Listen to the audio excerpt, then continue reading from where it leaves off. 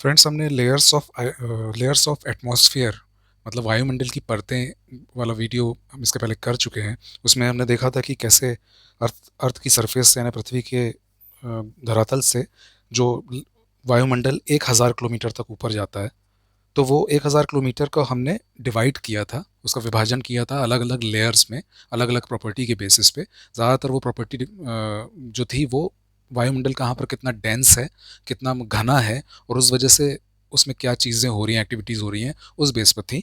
तो उसमें हमने देखा था कि सबसे पहले स्टार्ट हो रहा था हमारा विक्षोभ मंडल यानी ट्रोपोस्फेयर। उसके यहाँ पर ज़्यादातर मौसमी घटनाएं, चक्रवात, बारिश, बादल, ये सब होता था। उसके ऊपर आता था हमारा समताप मंडल स्ट्रेटोस्फेयर, यहाँ पर टेम्परेचर एक सा बना रहता था। उसके ऊपर फिर मीजोस्फेयर आता था, और मीजोस्फेयर के ऊपर आता था आयोनोस्फेयर।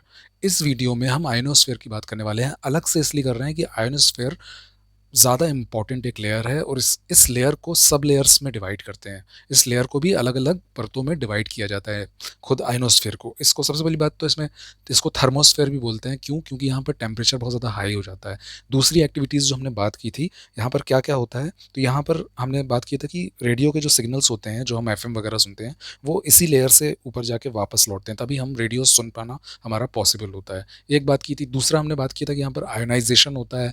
तीसरी बात की थी कि यहाँ पर ध्रुवों पे, उत्तरी और दक्षिणी ध्रुव पे, नॉर्थ और साउथ पोल पे कलरफुल लाइट्स दिखाई देती हैं आकाश में।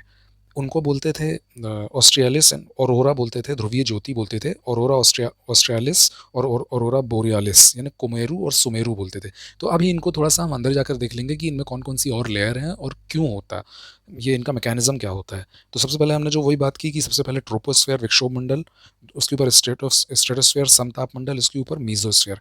फिर 80 किलोमीटर, ये हो गई 80 किलोमीटर तक की बात। फिर 80 किलोमीटर से 400 किलोमीटर, कहीं कई जगह आपको ये 640 किलोमीटर भी मिल जाएगा, तो उसमें कोई टेंशन की बात नहीं है। 400 किलोमीटर तक इसकी सही वैल्यू है। 640 भी आप लिख देंगे तो गलत नहीं कहेगा कोई, पर ये ज़्यादा सही है। 80 से 400 किलोमीटर तक की जो मोटाई होती है वायुमंडल की, वो है हमारी आयन मंडल, आयनोस्फेयर। इसको डिवाइड किया जाता है इन लेयर्स में। कौन कौन सी लेयर्स हैं ये? D layer, E1, E2, F1, F2, जी। तो सबसे पहली बात क्वेश्चन उठता है कि डी लेयर क्यों? ए से भी तो शुरू कर सकते थे, ए बी सी से स्टार्ट कर सकते थे। तो वो इसलिए कि इसके पहले तीन मंडल हैं, ट्रोपोस्फेयर, स्ट्रेटोस्फेयर, मीजोस्फेयर। तो इनको ए बी सी अगर मान मान ले हम, तो इसको डी मान ले। हालांकि ए बी सी इनको बोलते नहीं है, फिर भी उसके लिए गुंजाइश छोड़ दी है। इसके अलावा इसका कोई रीज़न नहीं है इसको डी लेयर मानने का। इस डी लेयर में क्या होता है, क्या होता है? सबसे पहली बात तो अभी समझ लीजिए कि जो आयनोस्फेयर, ये पूरा जो आयनोस्फेयर है 80 से 400 किलोमीटर तक, ये दिन में फैल जाता है आयोनाइजेशन होने की वजह से।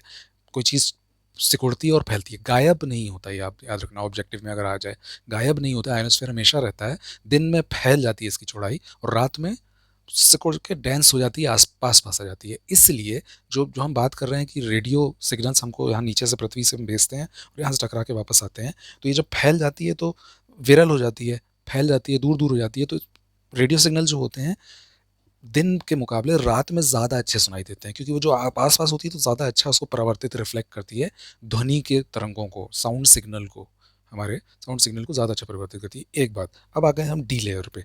तो डी लेयर का नाम मैंने बता दिया कि ए बी सी क्यों नहीं रखा, क्योंकि नीचे तीन लेयर ए बी सी मान लें अगर इसको, तो इसको डी, फर्स्ट नाम डी दे दिया। डी लेयर में क्या होता है कि जो साउंड वेव हमने नीचे से छोड़ी, यानी जो ध्वनि तरंग नीचे से छोड़ी, उसमें उस साउंड वेव को भी अगर हम स्पेक्ट्रम को देखेंगे, तो उस स्पेक्ट्रम में भी कुछ पार्ट उसका लॉन्ग वेव होगा, कुछ मीडियम और कुछ शॉर्ट होगा। तो डी से जो लॉन्ग वाला, लॉन्ग जो होता है ना, लंबी वाली लंबी तरंग होती है, धीर ध्वनि तरंग, वो रिफ्लेक्ट होके वापस आ जाती है, बाकी और ऊपर चढ़ती है। फिर ई बनता है, ई लेयर जो बनती है वो E1 प्लस E2 से बनती है। तो E1 से मीडियम मीडियम वेव लौट आती है, E1 से मीडियम वेव लौट आती है, और शॉर्ट वेव और ऊपर जाती है। और ये शॉर्ट वेव जो होती है या तो E2 से या F1 F2 के निचली लेयर से ही वापस लौट जाती है, शॉर्ट वेव। तो ये हो गया पूरा साउंड वेव कहाँ तक, ये मैक्सिमम यहीं तक जाएगी साउंड वेव। यहाँ से फिर पूरी वेव यहाँ से वापस आ जाती है।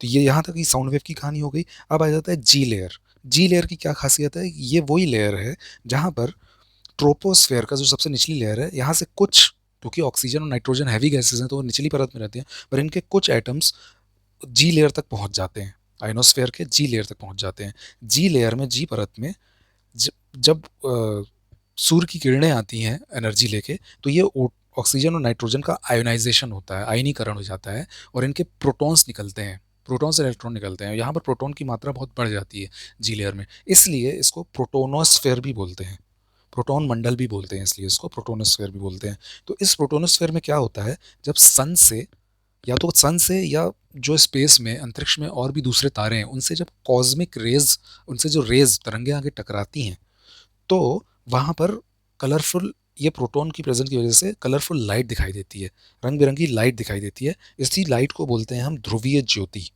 ये कहाँ पे हो रहा है, प्रोटोनोस्फेयर पे, जी लेयर पे, यानी बिल्कुल एंड वाली सबसे ऊपर वाली जो लेयर है आयोनोस्फेयर के अंदर।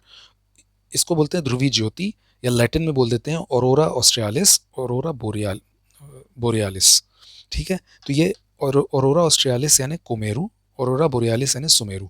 ऑस्ट्रियालिस ऑस्ट्रेलिया से, ऑस्ट्रियालिस एक्चुअली ऑस्ट्राली यानी होता है दक्षिण, तो ये है दक्षिणी ध्रुव की बात, कुमेरू दक्षिणी ध्रुव, और सुमेरू यहाँ नॉर्थ इसमें दिखाई देता है, नॉर्थ पोल में, उत्तरी ध्रुव में दिखाई देता है। तो ये हो गई लेयर, आयनोस्फेयर का, और हमने पढ़ लिया क्योंकि कभी कभी इस पे क्वेश्चन आ जाते हैं। इसके अलावा अगर आपको सारी लेयर्स के बारे में डिटेल पढ़ना है, किस लेयर में क्या होता है, कंपोजिशन ऑफ एटमॉस्फेयर, वायुमंडल की परतें पूरा पढ़ना है, तो आप हमारा पिछला वीडियो देख सकते हैं। Thank you so much, bye bye.